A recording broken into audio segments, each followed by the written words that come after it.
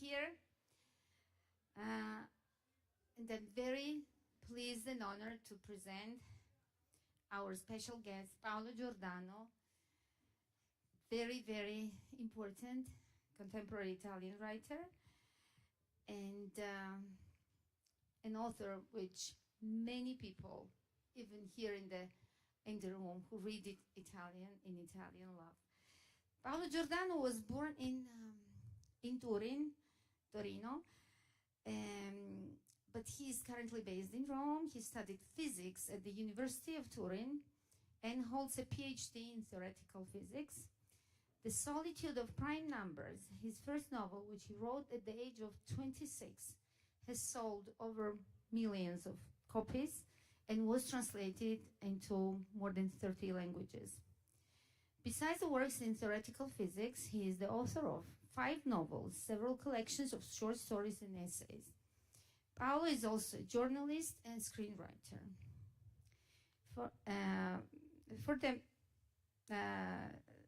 For the first edition of his novel, Tasmania, which is his last novel, he was awarded the Prix, come devo leggere in francese, Prix André Malraux in 2023 for best fiction committed to the service of the human condition. I wanted just to mention this. And he was granted the most prestigious prizes, literary prizes in Italy, Premio Strega and Premio Campiello for his first novel, The Solitude of Prime Numbers. He published very interesting essays during the pandemic. He was, if I'm not mistaken, Paolo, one of the first writers who published a book in the pandemic, and as the pandemic started. Il contagio, the contagion, nel contagio, no? In the contagion, I don't know how it's translated in English, or how contagion works, I guess it's the title. It's among the first books written about the pandemic, and it's a very interesting essay which reflects on our time and COVID-19. And Paolo then continued his reflection on COVID in the essay, Things That I Don't Want to Forget, in June 2021. He has also teaching experience, and he has a very, wide range of activities, which we'll somehow discover during our conversation today. The book which we are presenting today, The Solitude of Prime Numbers, follows, which was published in Georgian by Palitrael Publishing and translated by Maya Durapelidze. Sadly, she's not here today because she lives in Italy. The Solitude of Prime Numbers follows the protagonists Alice and Mattia, 2 individuals marked by childhood traumas. Alice because she had this skiing accident which left her with a limp, and she has a troubled relationship with food, and she has anorexia. And Mattia, which is tormented by the guilt of abandoning his disabled twin sister as they were little kids, and the sister who eventually disappeared. Growing up isolated and misunderstood, they meet as teenagers and recognize in each other this sort of kindred loneliness, and they form this fragile yet very strong bond. And like the numbers, Paolo uses this mathematical metaphor, which I want to ask you then later, as the prime numbers that are close, always together, but never touch. Their connection is marked by intimacy at a distance, and they somehow cycle around one another, and then are unable to fully bridge the emotional gap that keeps them apart. I don't want to spoil. I will not tell more about the plot.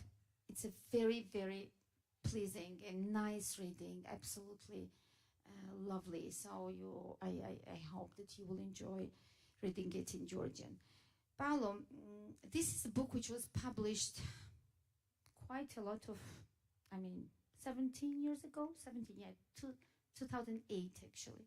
And I know that, I don't know if it's your case, but I know that many authors don't like to speak about the old books, older books, and they somehow prefer to speak about the recent ones. I don't know if it's your case, but can you tell us how do you feel now at a distance of 17 years and how much you recognize yourself in that 26 years old author?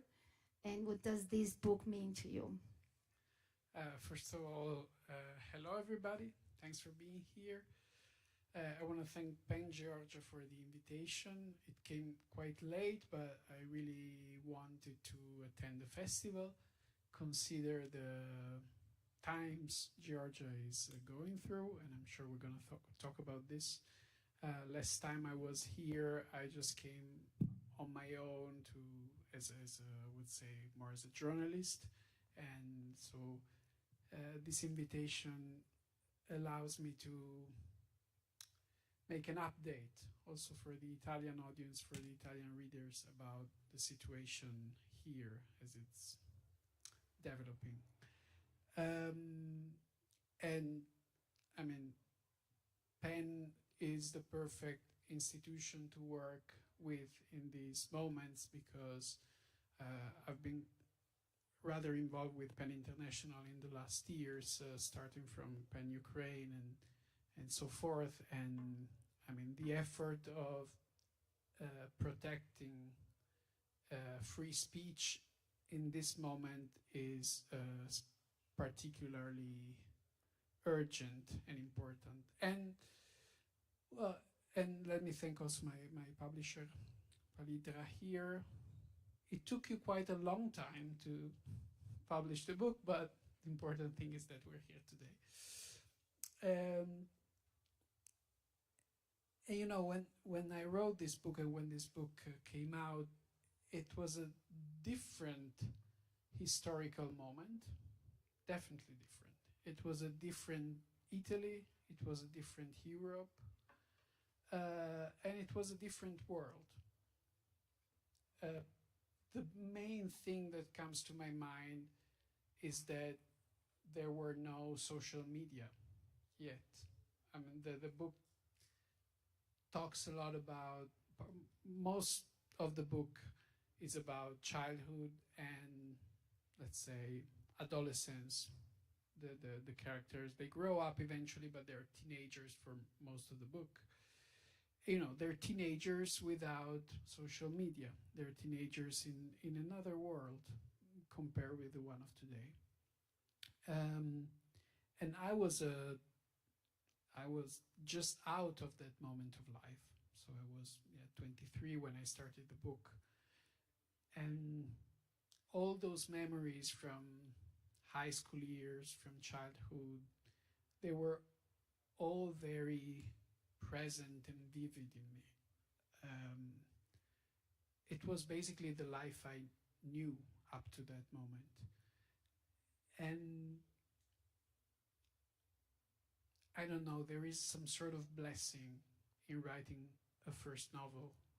And the blessing is that you have all that life you've experienced up to that moment, and you know, all the intensity that comes from that specific part of life, the intensity of childhood, the intensity of being 15, 16, 17. And we know that doesn't really come back. There are other things in life that you eventually discover, but that specific intensity of seeing things for the first time with such a strong amount of desire, fear, powerlessness, it's from that moment in life. And as I was writing the novel, I didn't really make an effort because it was all there. I just needed to give it some sort of shape, but all these untold things were there with me. And it never really happened again in the same way. From the second novel on, it becomes a search. At least that was my case. It becomes a search for material, a search for life. And the more I go on, the further I have to travel and go and look for things that attract me. But in that moment, it was simply giving a shape to the life I had been living up to that point. Thank you. That makes me think. Ian McEwan said beautifully once, I remember that, about writing a lot. And Paolo is not the one who writes a lot and makes a novel every year, as some authors do, right? You have just No, five. I have every 5 years. I'm very, very slow. Exactly. And Ian McEwan, I remember, said, yeah, between the novels, especially if we're talking about the novels, there goes a piece of your life if they really are worthy, I mean, of reading, and that you need to invest a part of your, so it's just practically, theoretically and practically impossible to just sfornare, as we say in Italian, just put out a novel every year or twice a year, I don't know. And so that's just, your words reminded me of this. So you have everything accumulated before the first novel, and then you wait and you live your life some years, and then because I noticed that there are some, I don't know, 2, 3, even 4 years between the novels, and so you fit exactly that definition, which I agree very much with. And it's not only life. I mean, you need life to happen, and you know that after some point, life it doesn't really slow down because you feel like you're constantly working and doing stuff, but the amount of novelty that life brings you kinds of slows down after a while. But it's not only life. I feel that in order to be able to start a new project, a new novel, you need to change your perspective on things. You need to, because that's the only thing that allows you to have a new style, a new voice, a new way of looking at things. And it takes a lot of time, to change perspective, point of perspective on your personal life.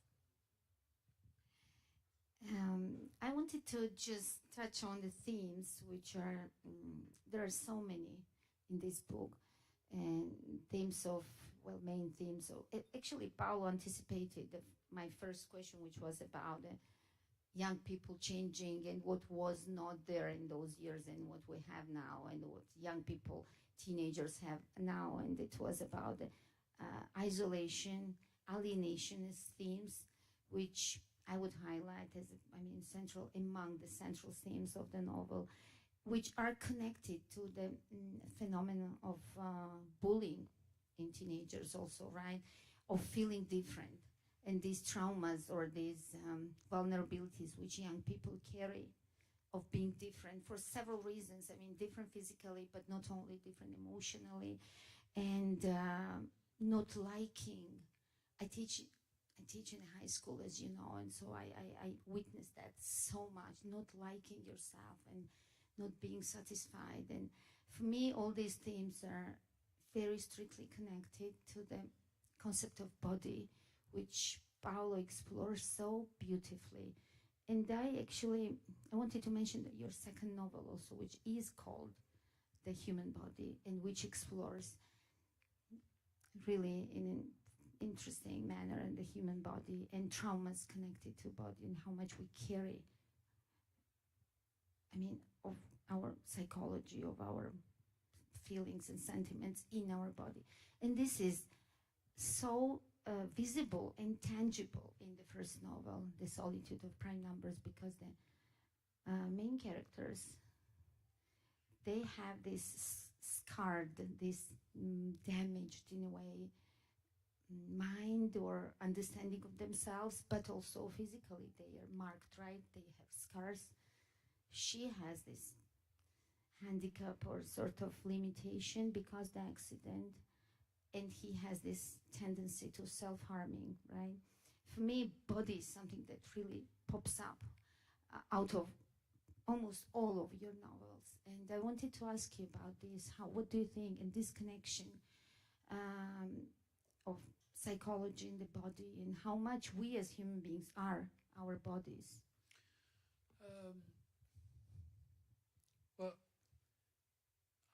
There's something that started again. There's this idea that Italians are very physical. I don't know if Georgian people are very physical. Italians have this reputation of being very physical. You know, we wave a lot. I do wave a lot. We touch. We tend to make physical connection, and that's not.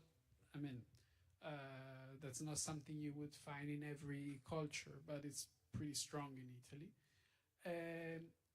And I wasn't really physical as a young boy. The physical contact often made me feel a little awkward, weird. But at the same time, I really had a strong impulse towards physical connection. And somehow it's still there, this sort of contradiction in myself. And I realized that in the years that writing is a very twisted, complex way for me to get to the body in a way and to feel the body somehow.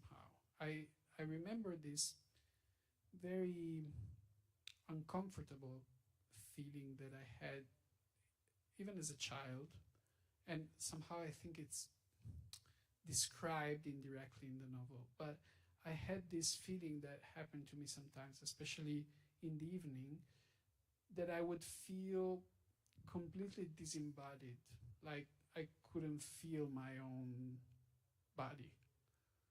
And it's very scary. It's something that makes you feel completely estranged from things around you. I don't know, it has many names in psychology. I would learn them many years after that. Depersonalization, there are many effects that you can name. And I don't really know the cause about it, but I know that it's deeply related with the effect of writing. Because, and writing fiction especially, because in writing fiction you actually embody situations, you embody other characters, you're able to somehow reconstruct this connection. Does it make any sense to you? Maybe not, but it does to me. And it's more or less what happens to Alice and Mattia in the book. There is a problem in the book. There is a problem with touching. I would say they even have an attraction towards one another, but there is something about them that prevents them from making this happen. Yeah. Touch each other. And you know, we tend to make very easy assumptions about young people. You know, all that part of life, you know, love, friendship, as if it were all very easy, but it doesn't really come easy at that point. You know, connection at that age is so complicated. I mean, at least I remember it as such. And I think that it can be even more complex today, that there is this constant hyper connection, but completely disembodying, which goes through social media, chats, WhatsApp, whatever. We're all very connected somehow, but the body connection is the big thing missing in the picture, and it's missing more and more. And in fact, psychotherapists and psychiatrists tell us that there is a very sharp growth in conditions that are related to isolation, all sorts of syndrome that keeps you physically out from other people, but maybe not, but maybe in connection with hundreds of other human beings in the world. So that's also why, and this is becoming in Europe a big political problem as well. I mean, in this sense, Georgia is a very strong, it stands out as an exception in this moment, because this simple fact that people are gathering physically every night for more than a year, this is something, the thing that really changes everything is the fact that they are physically gathering together. And that is something that politics in most of Western countries has completely lost. And there are so many people taking advantage of this. So it's a very complex moment for embodiment, I think. You explore in a very interesting way this connection between body and trauma also in non-fictional works, which is one of Paolo's brilliant, I think, essays, as published in Georgian, translated by our friend Thea Nicopaze, who is here. Smooth body, can I say smooth? Il corpo liscio in Italian. And you have it in Georgian, so in Čunim Cerlopa's last number. And it explores and making reference to the war in Ukraine, what the scars of war and this terrible invasion leave on people. Add something about this. I wanted to ask you exactly about this essay. Yeah, you made me think that maybe one of the other reasons that I'm so interested in bodies that my father is a doctor. So he's a gynecologist, to be precise, which for a young boy is not the best father's practice, and my father always had this way of bringing his work in the family at dinner and everything, and it was very specific.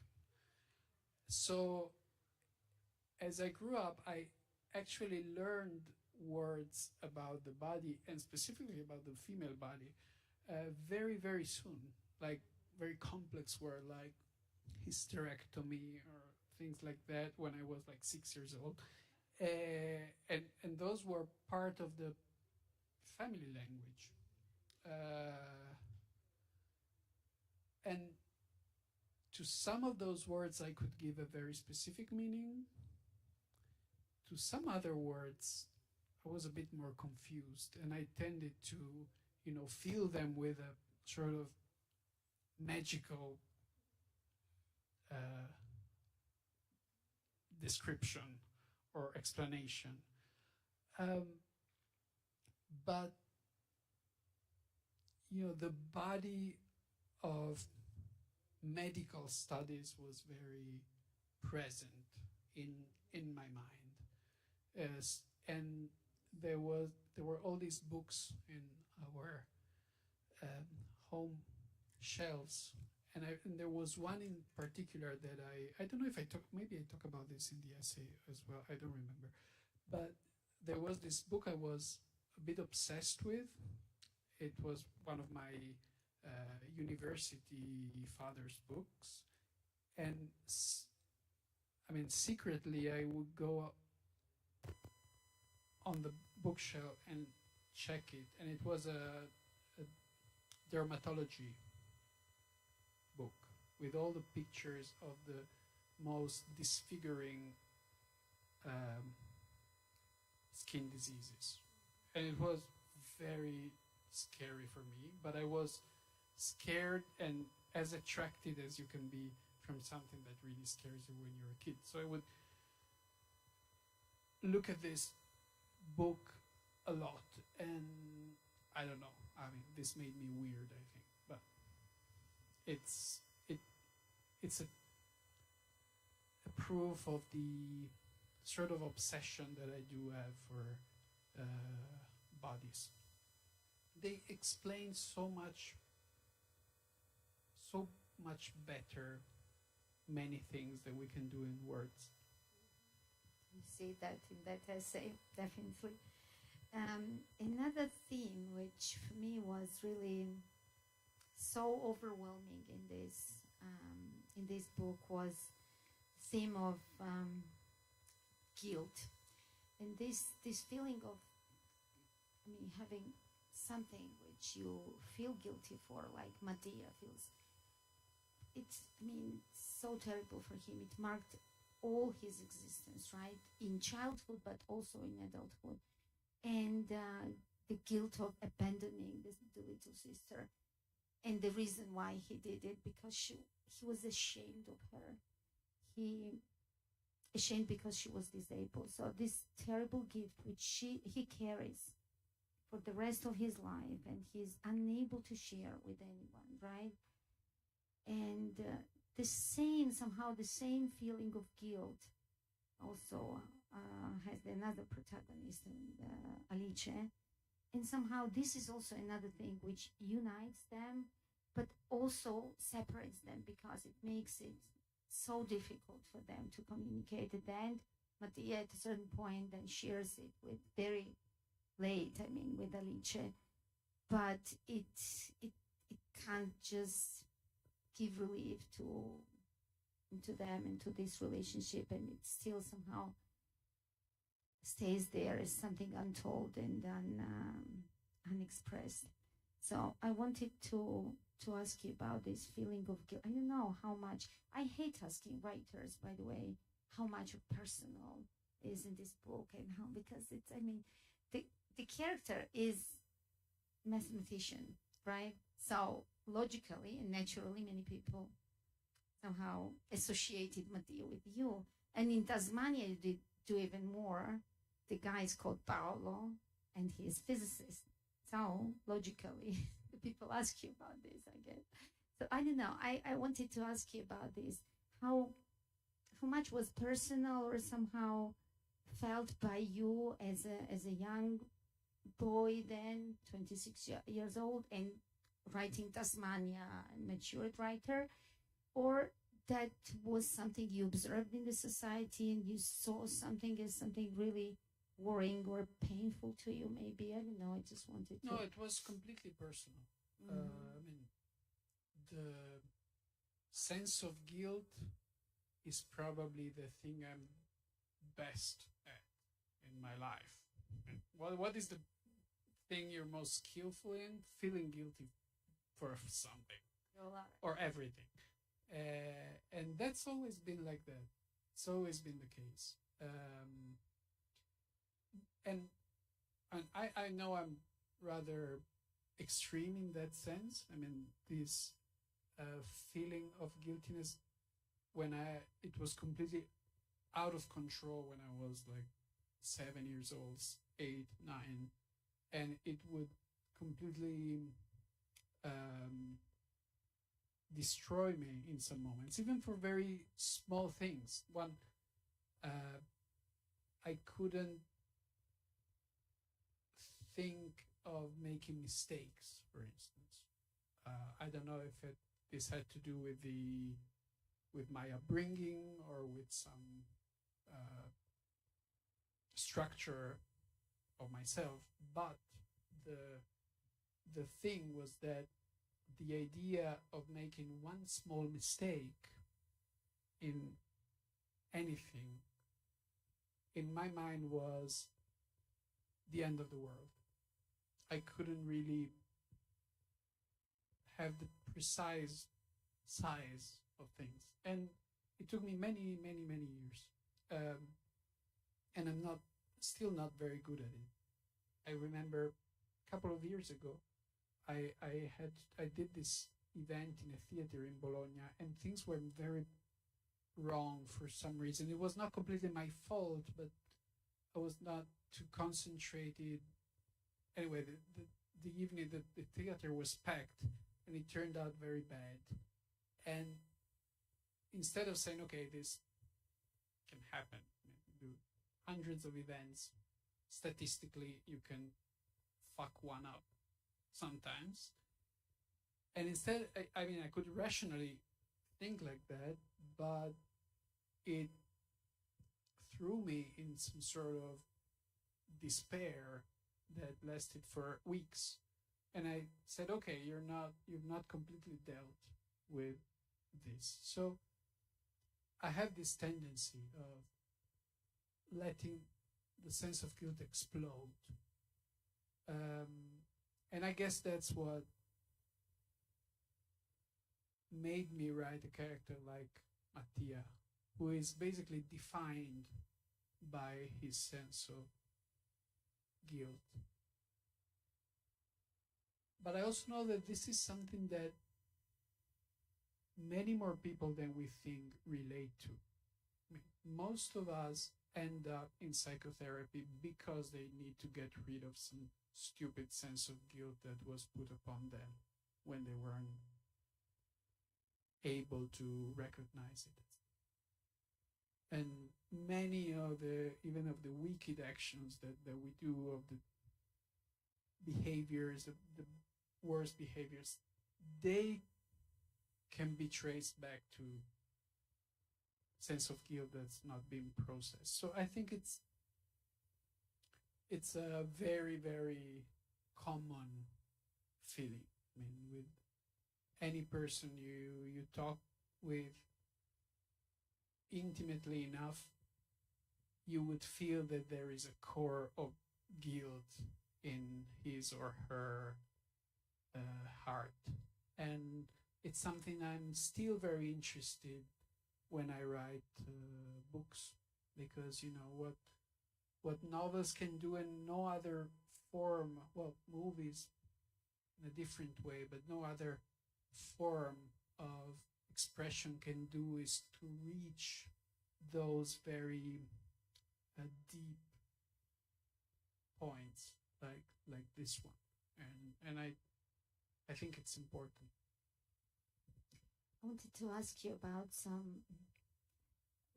about mathematical metaphors which you use in the books, and you are very connected with numbers, given your background. It's logical, and the name itself of the book, The Solitude of Prime Numbers, as I mentioned before, reflects on this unique sort of relationship of prime numbers, this closeness and the impossibility of connection at the same time. And you explore this theme in the last novel. You know, somehow logically I connect very much your first and your last novels, because I find a lot of similar somehow crossing themes in the two. And in Tasmania you explore this too. It somehow connects to your idea, I guess, of limitation of science and limitation of numbers as themselves. I remember you said in an interview that you need, you said it so beautifully in Italian, you need a sort of human sense, human framework to regulate numbers, to give some meaning, true meaning of numbers. And otherwise, and it goes to science too for me. I don't know if I interpreted it in a correct way. And I wanted just to ask you to elaborate a little bit more about this limitation of science and this knowledge, or what we conventionally call as knowledge, right? Something connected to the data. Because we just come up with the data so very often and rely on the data. So we like to do at least, right? So what's your idea? Because you see it in your novels, and I just wanted to somehow dig into it. We like to think that we rely on data to make rational decisions. But first of all, we mostly don't rely on data. And when we do, we mostly rely on data that are interpreted by human minds with all the biases and projections that we put into them. So I think that's the key point of all the discussion for me. And it's true that it's something that I'm trying to explore from one book to the next, because I think it's a very interesting key point of present society, you know, with the way we think of knowledge. And one of the common ways to think of knowledge today is to separate sharply humanities and hard sciences, especially. You know, you would talk to someone, 20-year-old boy or girl, and they might tell you, oh no, math, I don't get it, just forget about math, it's not for me. or they would say on the opposite side, "Oh no, novels. I don't read novels," and this is very, very dangerous, and it's a big loss for everybody. And the real problem is that it's also not true to knowledge itself, because there is no such thing as hard sciences that do not involve human interaction and human all the human things we put into the data and into the number. And when I was really doing physics at that time of life, I used to spend most of my day with math and formulae and theorems and numbers and letters. But all those things I could bear because they took a sort of human shape in my mind. They had human relationship between them, and that's why in the book the characters are like prime numbers, because that was really the way I used to think at that moment. You cannot just deal with numbers without giving them sort of personality even. It's like looking at the clouds or looking at mountains. We immediately see faces, see human stuff in the world that's around us. And the same goes with science. The same goes with data. The same goes with... So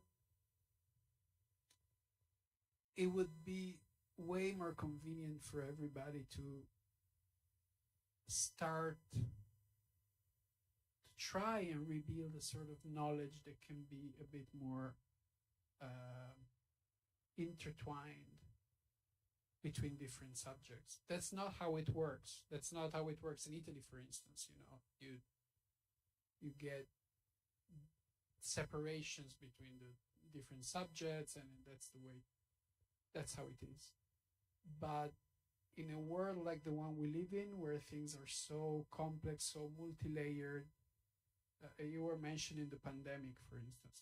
I just want to give you a very easy and recent example.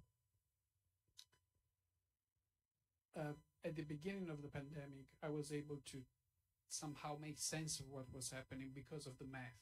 Because epidemics are mostly, in the first part, they are mathematical things, not even a medical things. They are mathematical things. You just need to see how the numbers are evolving, understand what an exponential growth is, these things. So I could make sense of what was happening because I knew the math behind it. But then somehow all the people got stuck to when they got the math things, they got stuck to the math things. But then as the situation evolved, it became a way more complex thing to address, because there was economy involved, there was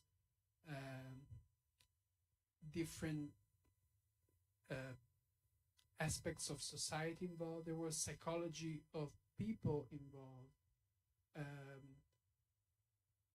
there was the fear that people have of their body being altered in some way. So there were all these fields, all these specific fields that needed to be put together, connected to make sense of the whole thing. And that's exactly where most of the governments failed completely. They weren't able to look at knowledge as one big complex things, but they were just picking one aspect after the other. As the loneliness is almost a condition of existence in your books, right? And especially in the first novel, but I think in the others too. It's a really, it's an important theme of the novels, which you wrote, I guess. And so you explore this and how loneliness is existential, solitude is something existential. And the latest developments of our society, which you mentioned at the beginning, at the opening of our meeting, the social media and all the reality which not only young people, but we all live in, right? AI and all this new reality, which somehow tends to isolate us more, to make us even more lonely in a way. But at the same time, there are things where we absolutely need to stand together in order to defend certain things, right? Which are at risk right now. And these two things, the need of standing together for something, for our values, at least for those values which we declared as our values for, if not centuries, decades, let's say. And at the same time, this permanent, perennial condition of being alone with technologies. And how can we, you mentioned once solidarity, salvation is in solidarity, you mentioned in one of the interviews, and how solidarity indeed means to stay together, to stand for each other. And how can we stand for that value of solidarity? Or how can we, as teachers, for example, I'm thinking about myself too, how can we teach solidarity in this reality, which somehow pushes us to something completely different? Well, I've become quite severe in these subjects with the years. I now think that it's a specific plan, by nobody specifically, but it's a plan. So the current technologies that we are using, or that are using us at this point, they really are constructed today in order to maximize our isolation. They're meant for us to spend more time alone with our heads down looking at the screen. That's the only driving factor of new media technology. There's nothing else than that. They just want you to spend more time on that. And it's very simple. All the time you spend looking at the screen is not time you're actually spending with somebody else. Even if you're interacting with so many more people than you used to, but that's time that is taken out from another form of relation, let's say. Body relation, one-to-one, look in the eye, being together in some way. And it's time that you spend still, and worse than that, it's time that you spend being radicalized on any subject that you touch upon, because that's simply how algorithms work today. They want you, you get rewarded the more radicalized you become on every possible subject. So I think the first thing for every one of us today is to first recognize this. It's a threat. It's not even a threat. It's something that's there. We're all into that. It's too late. So we need to work and breathe and learn how to live with that. So how do we do? And I think there is only one counter balance to that, especially for people who work with kids, people in school, young people. You need to organize real situations that make real memories of being together. That's the only counterpower you can. That thing is very strong, super attractive for us, for kids, for everybody. The only thing you can fight a bit against that is to build actual situations, and it takes a lot of effort, and again it goes back to the bodies. It cannot be done without the bodies involved. It has to be, you know, hardware life. Yeah. I have so many questions, but we're limited in time. So I wanted to ask you about, there's so much to say about the book. You know, when you read it, you will see that I prepared, I don't know, dozens of questions, but it doesn't make any sense to go and ask all the details about the book. I wanted to ask Paolo about something which is very important for us as Georgians, which he actually started his this meeting with. And you came to Georgia last year. You traveled to Ukraine twice, right? And this is your second time here in Georgia. And you were here during the first wave of protests in Rustaveli.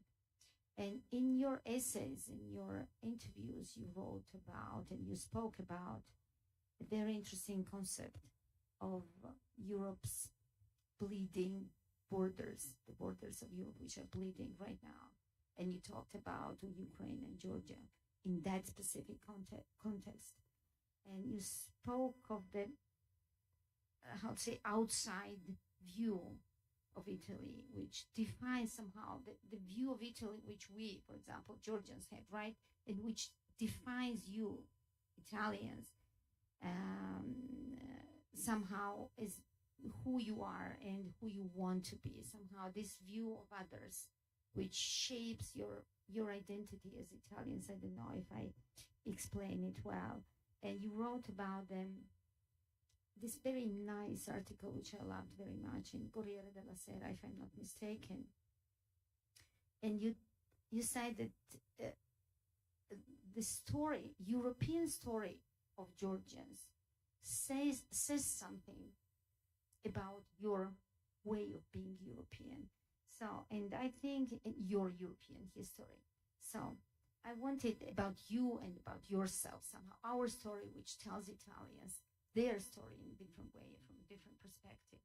And would you like to say something about that? Because it's also important now. Sure.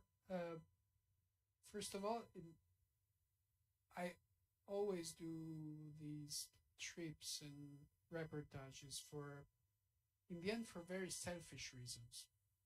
Because in this sense, I'm really a writer and not a journalist, because I go to other places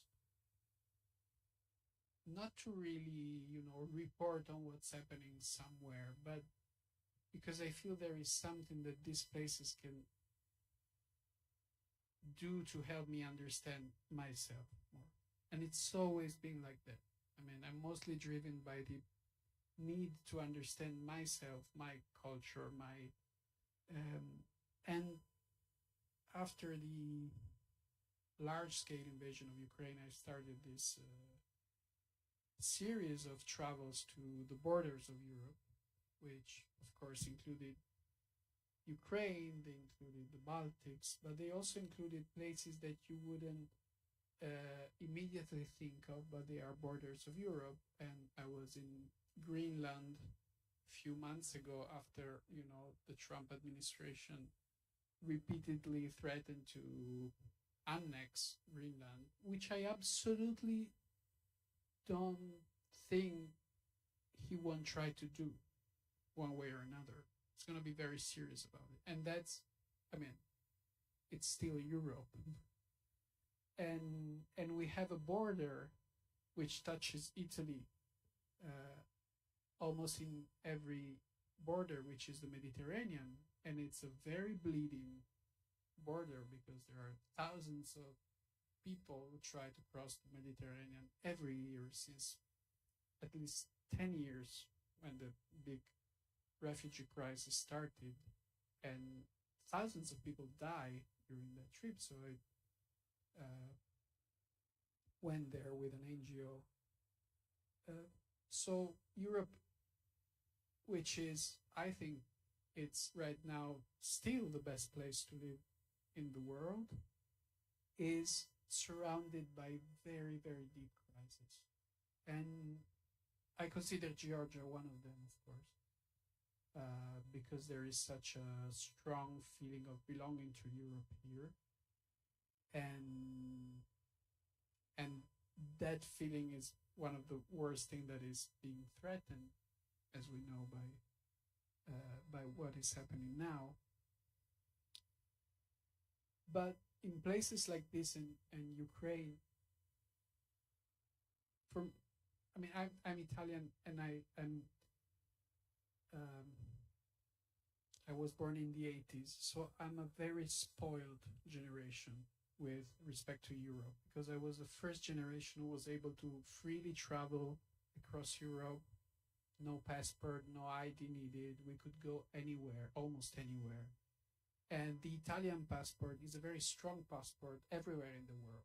I mean, we don't need visas almost for anything. We're welcomed everywhere. This is, a privilege that I had that I never really thought about until some point. And, Europe was such a thing that Italians took for granted,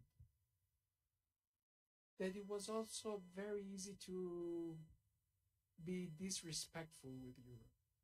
Most of our recent elections were won by nationalist, populist parties because they attacked Europe as a bureaucratic whatever. So it was an easy enemy because it couldn't really defend itself. And then Ukraine happened, and then Georgia happened. And you travel to these places and you see how much they cherish and respect the idea of Europe. And somehow you remind yourself of what you have. And so that is really the point for me. Sometimes you have to go to the borders of things, to the margins, to understand what, the abundance of being in the center made you forget. Yes, and you described this scene of Nana Maschulia. You didn't mention the name in the article, but just waving the European flag and getting shot by these water cannons or whatever. Yeah, it was really symbolic. So for us, Paolo, it's very, very important that you are here. You stand for us. You stand the same thing we feel for Ukraine, and for us, it's so important, the writers that have this position towards Ukraine as you have. And we really hope that it's not your last visit. We have a very interesting, I hope the Georgian publishers, I don't know if they are here, but yeah, Tasmania is definitely, by other books too, but Paolo's last novel, absolutely interesting, and in terms of metaphors, so rich and so deep, and somehow a different perspective of exploring the same themes which we touched on today. So I think Tasmania will see light in Georgia, and I really hope so.